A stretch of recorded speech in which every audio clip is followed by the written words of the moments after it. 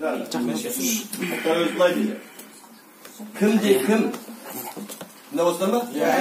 Кім қазіргі уақытта ана тілін өзінің әдебиетін сыйламаса, бағаламаса, оны сауатты, мәдениетті адам деп атауға болмайды деген екен. Түсінесің ба?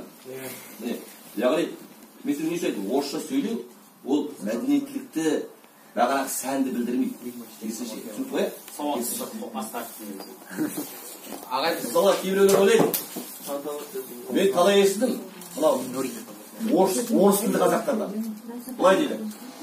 Әсіресе жастар айтады.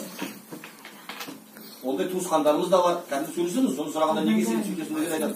Мен егер дейді, қазақ сөйлесең, маған айтады дейді. Мәмбет деп айтады. Колхоз Мәмбет дейді. Ал енді қараңдаршы, тыңдаңдар. Егер адам өзінің ана тілінде сөйлеген үшін мәмбет болса, деген мәмбет деген жаман сөз болса.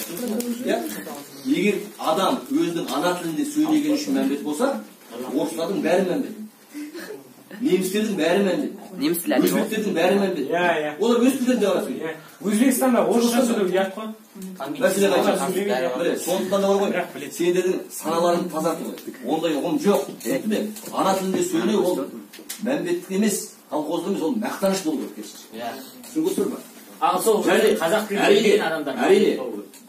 Ана тілінде сөйлегеннен кейін оны орыс тілінің қоспасынсыз таза сөйлеуге, жақсы сөйлеуге тырысу керек. Соған үйрену керек. Міне сол мәдениеттілік. Түсінікті ме? Әрине барлық тілді біліңдер. Барлық тілді біліңдер. Маған десең 100 тілді біліңдер, иә? Көп тіл білгендік ол тіпті жақсы шығар. Бірақ өз тілдеріңді олардың алдында жоғары қоюға тырысыңдар. Өйткені ол сендердің өздеріңнің тілдері. Түсінесіздер ме жоқ? Кестіңдер ме? Біз бара берсек бола ма? Аккредит көпталған. Неше адам барасың? Осындай ағаларымыз аман болсын.